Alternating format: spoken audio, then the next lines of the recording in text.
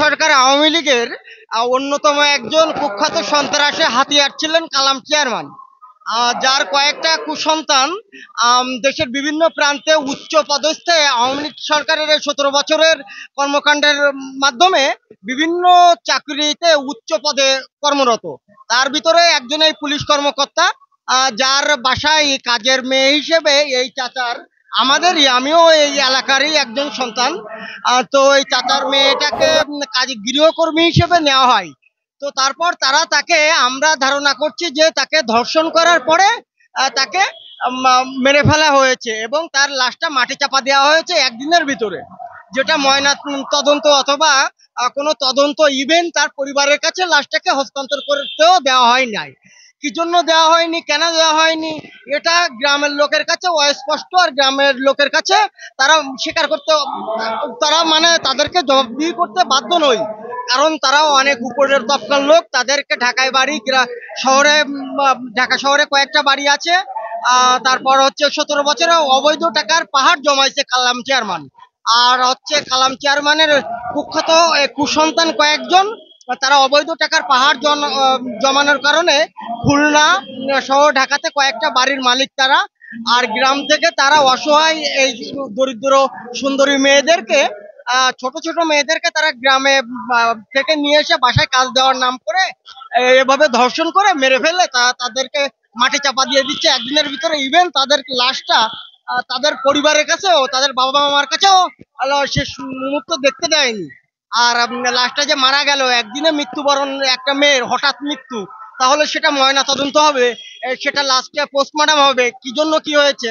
এলাকায় আরো কিছু লোক রয়েছে, একটা গরিব লোক হলেও তার আশেপাশে শিক্ষিত লোক থাকবে, শিক্ষিত সমাজ রয়েছে, তারা দেখবে।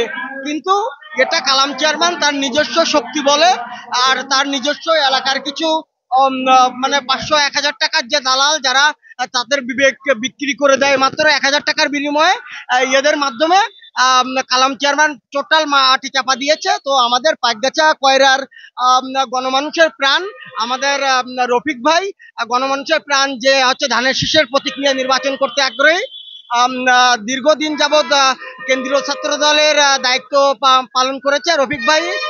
সেই রফিক ভাইয়ের নেতৃত্বে রফিক ভাই তাদেরকে এই পর্যন্ত নিয়ে আসছে, ইভেন সচিবালয় থেকে পাশ করে আপনাদের এই পর্যন্ত মানববন্ধন পর্যন্ত নিয়ে আসছে। এখন এই চাচা সহ আমরা গ্রামবাসী, এলাকাবাসী এই কালাম চেয়ারম্যান আর তার কুসন্তান ইভেন এই হত্যা আর ধর্ষণের সুষ্ঠু বিচার চাই। আপনারা বললেন তিনি আওয়ামী লীগ থেকে চেয়ারম্যান হয়েছেন, এখন তো আওয়ামী লীগ সরকার নাই।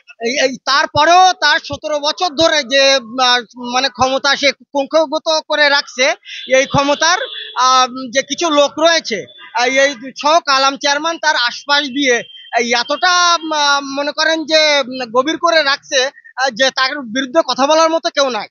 তার বিরুদ্ধে কথা বললে হয় রাতে ঘুম হয়ে যাবে, আর না হলে সেই পরিবার টোটাল ব্যবসা বাণিজ্য করতে পারবে না, কোথাও উঠতে পারবে না। কিন্তু শুধুমাত্র একজন ব্যক্তি তার এগেনস্টে কথা বলার সাহস দেখিয়েছেন, সেটা হচ্ছে আমাদের কেন্দ্রীয় ছাত্র দলের সাবেক দপ্তর সম্পাদক, তারপর সাবেক কেন্দ্রীয় ছাত্র মেয়েটাকে ধর্ষণ করার পরে হত্যা করা হয়েছে।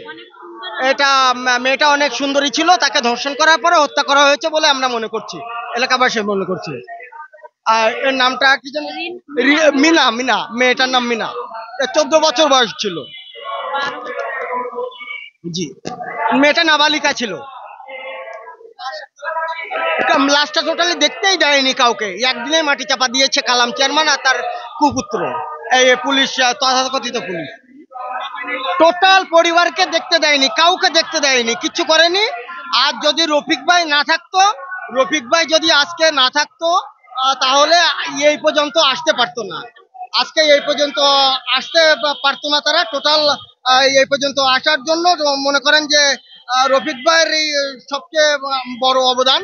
আর যদি রফিক ভাই হচ্ছে কেন্দ্রীয় ছাত্র দল থেকে হচ্ছে আপনার সংসদ সদস্য প্রার্থী, আর তিনি শুধুমাত্র কালাম চেয়ারম্যানের এগেনস্টে কথা বলেছেন।